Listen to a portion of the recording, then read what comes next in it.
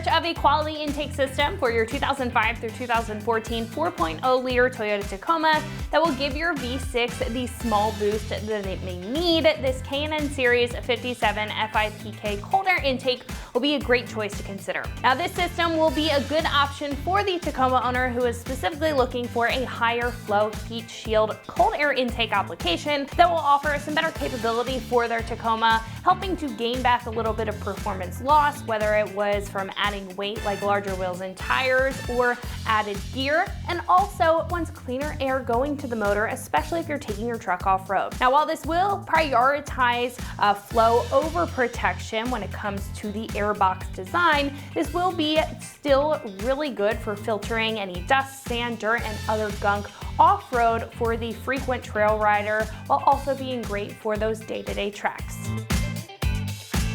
Now, aftermarket cold air intakes provide a number of different benefits, but this one specifically will offer a high flow design, bringing in all of the cold air it can get with a large conical filter and heat shield design, which will also help with your truck's efficiency and overall airflow. Now, the intake tube here is going to have a smooth resonator-free design, which will streamline that air into the intake system. You will be getting the top of the airbox here to mount up to the side of the motor. Now, both of those working together will relieve any resistance compared to the factory system, helping with your 4 liters performance. Now, the filter will also offer a huge benefit here, not only with the size, but also the makeup of it, with a tightly packed media covered in an oil that's going to provide that higher flow than factory, but have a stickier surface for all of those contaminants to get trapped, boosting the cleanliness of the air that's going into your system. Now, unlike the factory one, you can also clean the filter and reuse it for basically the life of the intake, and K&N even claims that this will be low maintenance, not requiring a cleaning before 100,000 miles, of course with normal day-to-day driving conditions. Now, this system here is going to be pretty minimal compared to other more complicated intakes, but very well built.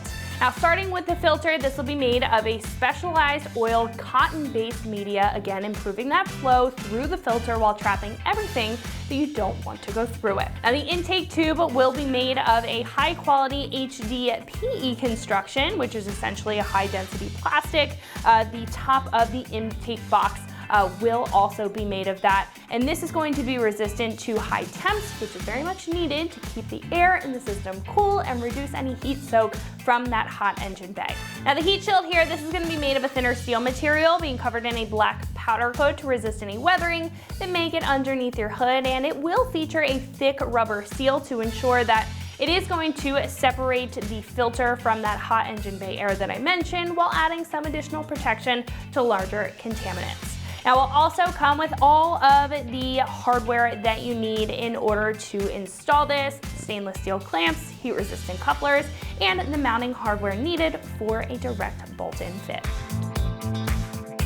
Now, this will be a more premium choice for cold air intake at about $400. Now, compared to others in the category, this will be right in the middle, with the build not being too minimal compared to some just cut and dry options, but it will keep it to just the heat shield compared to a closed box or airbox option if you don't need top level protection. Now, it's also going to have that oil filter compared to other reusable dry options, and although there is a debate on which type is better, if you do prefer an oiled filter and want it paired with a high flow and well-built intake system, then this is going to be a great choice to look at. Install will be a 1 out of 3 wrenches on the difficulty meter and take about an hour or so to get this installed on your Tacoma. Now, at this point, we can head over to our shop. I'm going to pass it over to one of our installers, and they're going to show you a detailed breakdown on how you can get this onto your truck at home.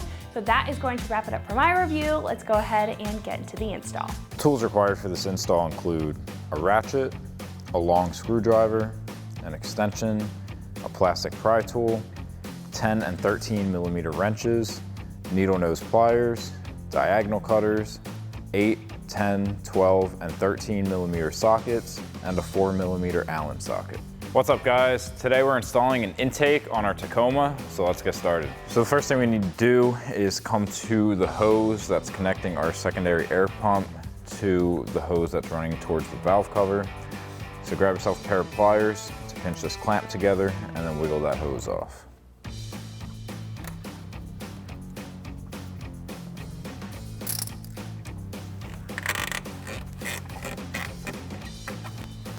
Next, we're going to remove the 3 bolts holding in our secondary air pump. Now we've got one right down here between the pump and the intake, one down here between the pump and the intake, and one on the other side between the pump and your brake module here. So grab a 10mm socket and get these out.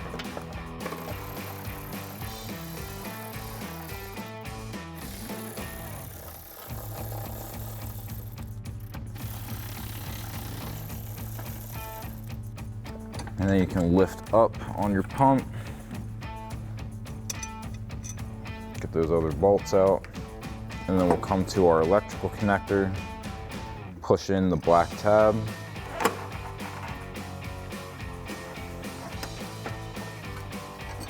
and then we can pull this out of the way.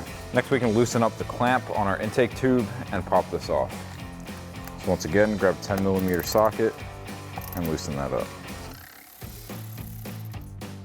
And then just wiggle that tube off.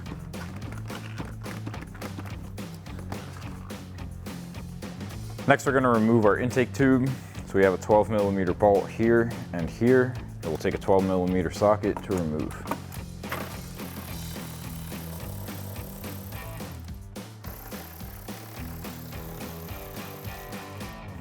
And then you can just pull this out of place. Next, we can release these 2 clips to gain access to our air filter. Pull these backwards, pop them off, and you can pop the filter out. So now we're going to need to remove this seal around our air filter. Now, if you have an aftermarket filter that doesn't have a removable gasket, K&N recommends that you get an OEM filter to remove the gasket off of to use. So I'm just going to take a plastic pry tool here to get up under that lip. And then we can start working this off. So next we're going to install our gasket onto our frame here. So just get the gasket around the outside here. And just make sure you have it pressed on all the way around. And then you can slide that into place. And then get your inlet, slide the tabs into the back here. Close it up. And then get your latches installed.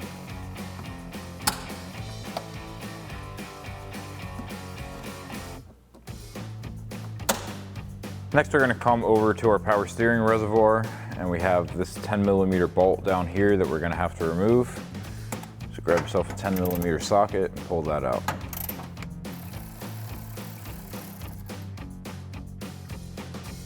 Now you can take your bracket for your secondary air pump relocation, reinstall the bolt that we just pulled out,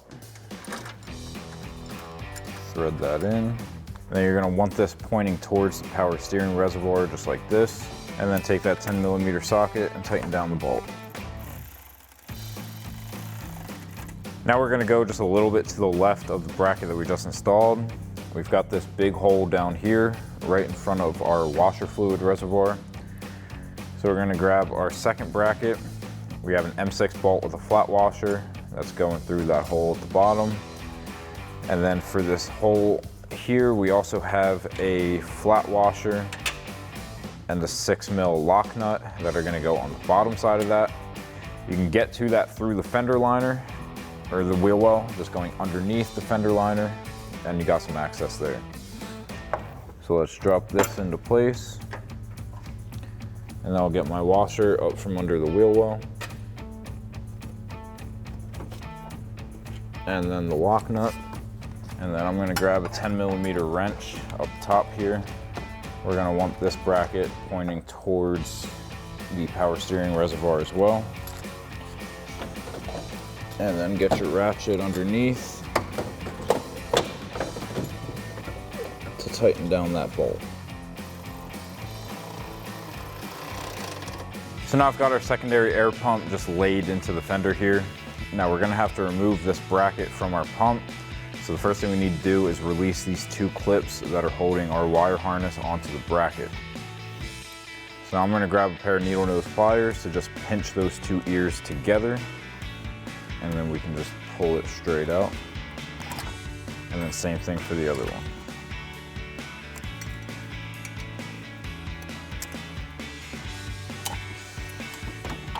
And then once we have that disconnected, we're just gonna be peeling these grommets out of the pump. Pop one out, and that makes the other two pretty easy.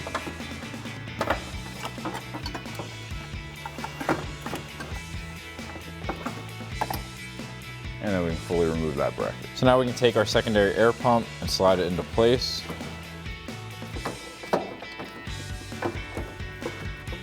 And then take your M6 by 25 bolts with a flat washer and thread those into our brackets.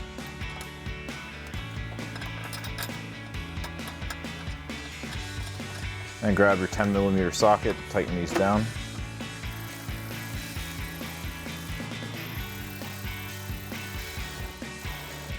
And then we can reconnect our hose. So just slide that over your fitting. Get your pliers, squeeze your clamp.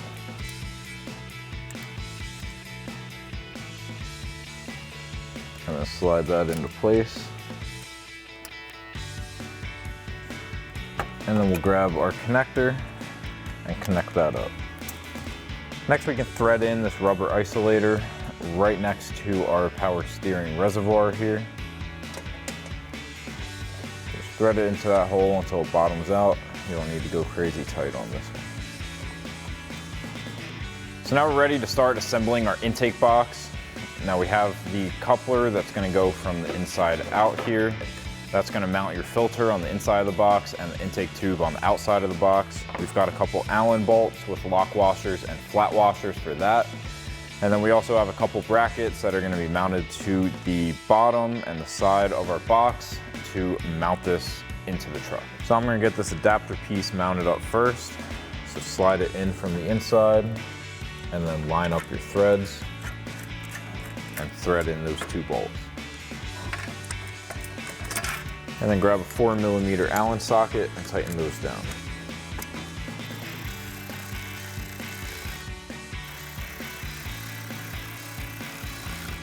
Next we're going to grab our L-shaped bracket. This is going to go on the hole right below there. I've got a bolt with a flat washer. That's going to be going from the inside out, and then a flat washer and a lock nut on the other side. So get that bolt through the hole first. Get your washer and your lock nut on the other side. And then grab a 10mm socket and wrench and tighten that down.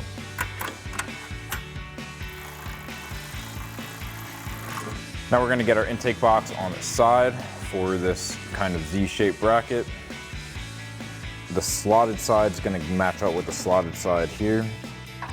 Get your M6 bolt with your flat washer, thread that through from the inside, and then get another flat washer and a lock nut on the other side.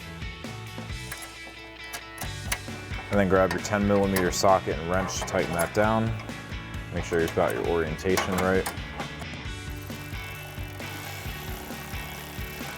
Next we can install our edge trim. So we're going to start at this corner right down here, work our way up, around, across the bottom, and we'll meet it up at that corner.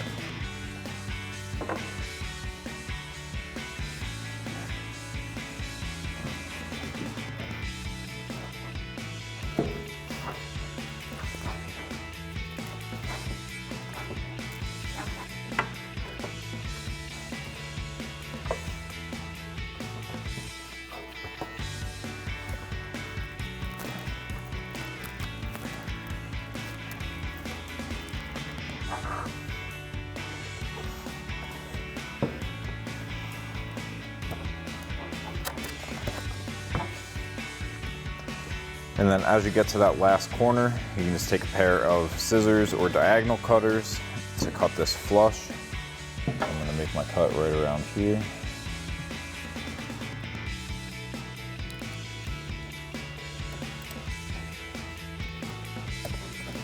press that the rest of the way on. Now, depending on the model year of your Tacoma, this step's going to be a little bit different. If you have a 2005 to 2011, then you're going to be using these rubber isolators with the stud. You're going to thread one in here and one in down here. And then you'll drop your intake box on top of that, and these holes will be used for your bolts to mount it down.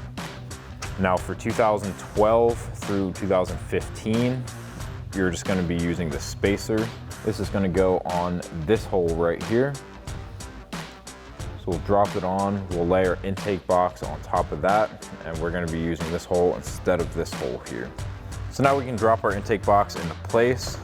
Now this Z-style bracket is going to go down onto that stud for the isolator that we threaded in earlier, right down next to the power steering reservoir. So just kind of tilt this underneath your connector. Get that dropped down onto that stud. And then we can thread in our bolts. So now we can install our bolts inside of our airbox. Now if you have the 2012 and later, you're going to be using an M8 bolt with a lock washer and flat washer and threading it through this hole that has the spacer there. If you have a prior to 2012 model, you're going to be using the M6 bolts with lock washer and flat washer and threading into those two grommets. So since ours is a 2013, I'm going to use that M8 bolt. I'm going to get my box lined up with that hole and thread my bolt in. And I'll take my 13mm socket to tighten that down. Next, we can take our other 8mm bolt with a lock washer and a flat washer, and we're going to be threading it into that L-shaped bracket. And now grab a 13mm wrench to tighten that down.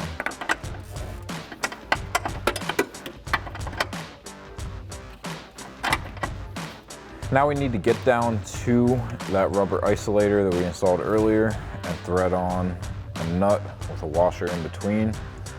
Now it's hard to get down into there to twist that nut on, so I'm going to take a screwdriver and put my nut and my washer over the screwdriver and hold it. And then I'm going to put the screwdriver on top of that bolt, and then we can drop these down into place. Get a finger in there to start threading on that nut. And then you can remove the screwdriver. Then grab your 13mm socket with an extension to get down in there and tighten down that nut.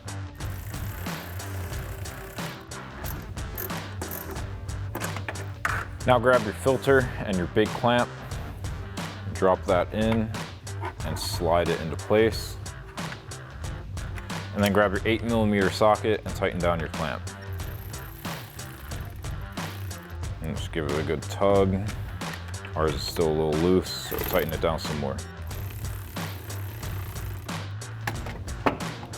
And now that's nice and on there. So now we can connect our intake tube. We have 4 clamps left. They're all the same. So go ahead and grab 2 of your clamps on this coupler. This is going to be the side that goes here. And then we'll slide that onto our tube. And then get your other coupler, slide it onto the other end of your tube.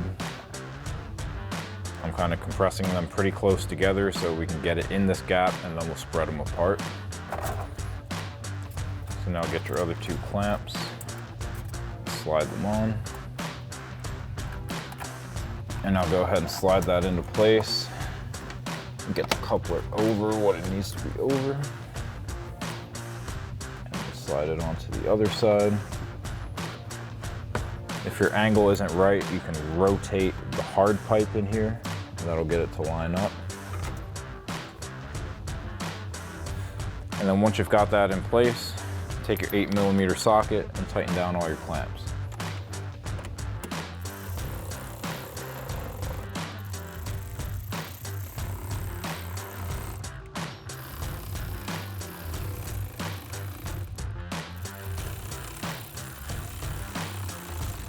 So that'll wrap up this review and install of the K&N Series 57 FIPK cold air intake for your 2005 to 14 4.0 liter Tacoma. Thank you for watching, and for all things Tacoma, keep it right here at extremeterrain.com.